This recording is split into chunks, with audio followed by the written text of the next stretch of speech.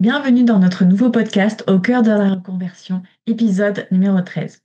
Le sujet d'aujourd'hui, comment transformer ses compétences actuelles en atouts dans le numérique. Nous allons évoquer aujourd'hui le mythe qui gravite autour des métiers numériques. Ce fameux mythe qui dit qu'il est nécessaire de tout réapprendre, alors qu'au contraire, il valorise souvent les compétences que vous possédez déjà. Alors, selon une étude sur LinkedIn menée en 2023, 73% des recruteurs dans le digital cherchent d'abord des soft skills plutôt que des compétences techniques. Alors aujourd'hui, je vais vous aider à trouver comment identifier et transformer vos compétences actuelles en véritables atouts pour votre carrière numérique. Alors tout d'abord, sachez-le, vos compétences sont valorisées dans le digital de manière universelle.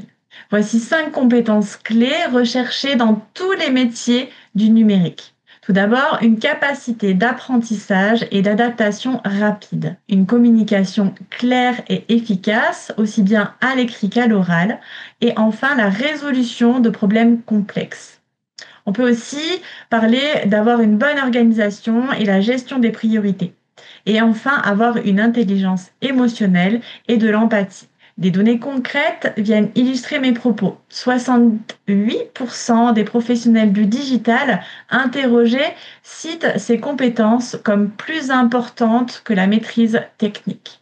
Alors j'ai choisi de mettre le focus sur l'histoire d'un participant qui n'était justement pas du tout issu des métiers du digital et qui a su transformer ses compétences. Son métier avant de nous rejoindre, il avait un poste à responsabilité dans une centrale de fabrication de matériaux. Rien à voir avec le métier du digital. On est bien loin du digital, n'est-ce pas? Pour autant, l'une de ses forces principales, après de nombreuses années et de bons et loyaux services, c'était d'être autonome. Il était le référent de son équipe. Alors, il a tout simplement fait l'inventaire de ses compétences afin d'identifier celles qui pourraient être transférables vers les métiers du digital. Il coordonne des personnes, il sait donc naturellement garder le cap et diriger un échange idéal pour la gestion d'un appel de vente. Il devait souvent trouver des solutions rapides face aux imprévus, comme dans le closing finalement, où il est souvent nécessaire de lever rapidement les objections. Alors le closing, comme le chantier, demande de la persévérance et un fort mental.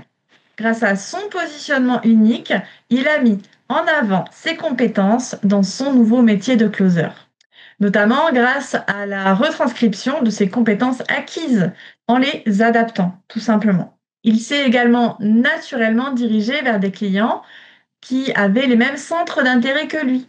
Ainsi, il part avec une longueur d'avance car il connaît déjà le sujet et sait ainsi mieux mettre en confiance.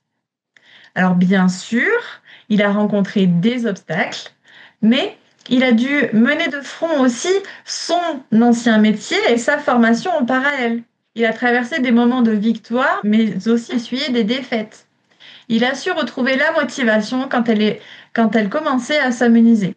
Grâce à son état d'esprit d'équipe, il a su s'entourer d'autres participants afin de s'entraider dans leur transition. Grâce à sa persévérance et à sa capacité d'adaptation, il touche aujourd'hui du doigt ses premières réussites. Il a clairement identifié son offre et communiqué de manière impactante, stratégique et bienveillante auprès de ses clients. En seulement 5 semaines, il a englouti sa formation et a obtenu son premier contrat. Il continue d'avancer vers ses objectifs avec méthode et engagement. Alors les leçons tirées avec le recul, croire en soi et en ses rêves. Chacun devrait avoir la reconnaissance qu'il mérite du fait de son engagement et son efficience dans ce qu'on fait. Et ce n'est pas un cas isolé. Je vais vous parler d'Oriane qui, elle, était secrétaire de mairie. Elle est désormais assistante digitale et travaille pour 3 clients depuis son domicile sur des tâches bien spécifiques. Je pourrais également parler d'Alison, psychologue, qui, grâce à son aisance relationnelle et ses compétences en psychologie humaine, elle est naturellement allée vers le closing. Mais aussi Coralie, prof des écoles, elle s'est naturellement orientée dans un premier temps vers la compétence d'assistante digitale au regard de ses grandes qualités d'organisation et rédactionnelle. Mais elle a ensuite été attirée par la compétence de community manager qui lui permet en parallèle de libérer sa créativité. Et ce n'est pas fini, elle vient de craquer pour celle de développeur web afin d'enrichir son offre. Ou encore Damien, qui lui travaillait dans des bureaux, mais regrettait secrètement depuis son adolescence de ne pas pouvoir s'orienter vers un métier de monteur vidéo. Déjà amateur en la matière, et il adore le virage que sa vie est en train de prendre. Alors afin de mieux identifier chez vous vos compétences transposables, je vous invite à tester de suite cet exercice d'auto-évaluation en 3 étapes. On commence tout de suite ensemble. Prenez de quoi noter maintenant. Listez vos 10 principales compétences actuelles, aussi bien techniques que humaines d'ailleurs. Pour chacune, identifiez comment elles pourraient s'appliquer dans un contexte numérique. Exemple, qualité rédactionnelle pour un copywriter, créativité pour un community manager ou un graphiste, aisance relationnelle pour un closer, etc., etc. Évaluez le niveau de transfert direct, immédiat, ou indirect, celle que vous aurez besoin d'adapter ou de renforcer. Faites un tableau, par exemple. Voici quelques exemples concrets de transformation réussie. Vous avez déjà travaillé pour un service client, par exemple, ou dans le commerce. Naturellement, orientez-vous vers la compétence, par exemple, de community manager. Car pour l'heure, du coup, vous êtes certainement très empathique et vous avez l'habitude aussi de gérer des situations de crise. Vous étiez dans l'enseignement. Naturellement, le copywriting peut être une suite logique grâce à votre sens aigu de la pédagogie et votre clarté d'expression. Vous venez de la vente, tout naturellement, du coup, orientez-vous vers le closing. Le closing n'aura aucun secret pour vous. Vous êtes doté d'une capacité de persuasion et savez analyser les résultats. Alors maintenant, je vais vous dévoiler quelques stratégies concrètes pour valoriser vos compétences. Tout d'abord, la méthode du storytelling professionnel. Transformez vos expériences passées en récits pertinents pour le numérique. Structurez votre récit en 3 temps. Contexte, action, résultat, adapté au digital. Comme Jennifer a transformé son expérience de gestion d'équipe en atout pour son métier de community manager. Pendant plusieurs années, Jennifer a été responsable d'équipe dans une PME. Son quotidien, tout simplement gérer une équipe, former les nouvelles recrues, organiser des plannings, animer des réunions et veiller à la cohésion du groupe. Quand elle a décidé de se reconvertir comme community manager freelance, elle a d'abord douté de sa légitimité dans son profil. Mais elle a rapidement compris que son expérience terrain était un vrai atout. En community management, il faut fédérer une communauté autour d'une marque, par exemple, comme elle fédérait finalement son équipe autour d'un objectif de son entreprise. Ensuite, il faut comprendre les attentes de ses clients, comme elle le faisait également auparavant pour les besoins de l'entreprise pour laquelle elle était salariée. Créer du contenu attrayant et structuré et surtout savoir travailler en toute autonomie tout en coordonnant plusieurs interlocuteurs. Alors Jennifer a appris aussi à utiliser les outils du digital comme Canva, Meta Business Suite, Later et j'en passe. Et a vite su créer un calendrier éditorial afin de répondre aux commentaires avec empathie, analyser les performances des publications et proposer des actions d'amélioration. Aujourd'hui, elle gère plusieurs réseaux sociaux de plusieurs entrepreneurs avec qui elle a partagé les mêmes valeurs. Son sens de l'organisation, sa capacité à motiver et son œil pour la mise en valeur des produits et services font toute la différence. Alors, méthode numéro 2, on va parler de l'approche de la preuve par l'exemple. Essayez-vous à créer rapidement des micro-réalisations qui démontreront vos compétences. Vous allez vous y surprendre.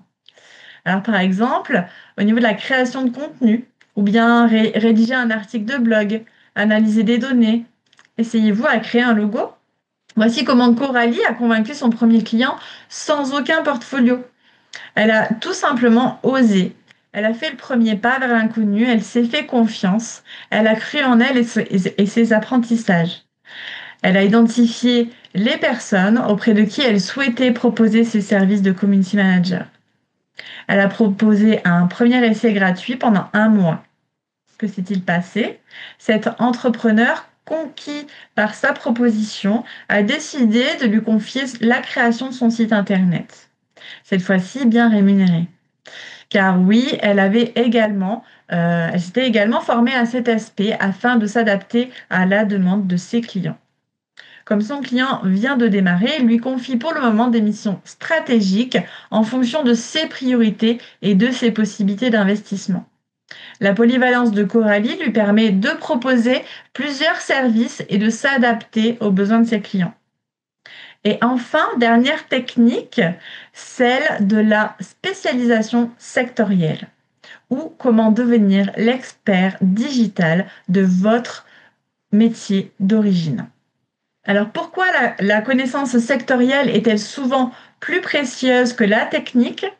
Parce que les outils s'apprennent, mais la connaissance du terrain, elle, s'expérimente. Les outils digitaux changent très vite et s'apprennent en quelques semaines avec une bonne formation.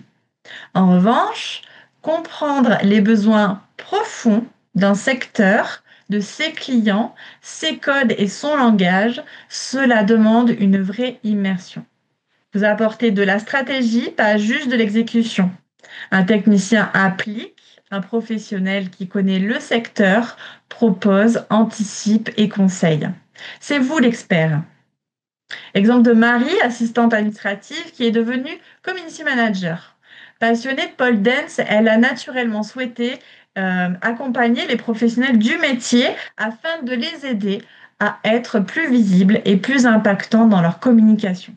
Et surtout, les aider à se dégager du temps pour être au cœur de leur passion. Elle-même pratique cette discipline. Aussi, elle connaît parfaitement l'émotion recherchée, le ton à employer. Elle propose, expérimente et réadapte en fonction des résultats obtenus. Sa collaboration est fluide avec ses clients. Alors pour conclure notre sujet d'aujourd'hui, retenez cette phrase. Vos compétences actuelles ne sont pas des bagages à abandonner, mais des atouts à transformer pour votre nouvelle carrière. Alors commencez dès aujourd'hui votre matrice de transformation des compétences afin d'y voir plus clair. Le changement, c'est maintenant. Ne passez pas à côté d'une possible reconversion. La transition vers le numérique est plus qu'accessible, bien plus accessible d'ailleurs qu'on ne le pense, quand on sait valoriser son parcours. J'ai éveillé votre curiosité. Je vous invite à réserver maintenant votre appel gratuit qui comprend un bilan de votre situation actuelle et l'analyse de vos compétences transférables vers le digital. L'explication du parcours de reconversion guidée valorisant votre expérience. La création de votre plan d'action personnalisé étape par étape. Et enfin, la possibilité de rejoindre notre académie et la réponse à toutes vos questions. Alors pour cela, rien de plus simple. Je vous invite à cliquer maintenant sur le lien partagé dans le commentaire de ce podcast. Votre transition vers le numérique, c'est maintenant. À bientôt au Customer Changer.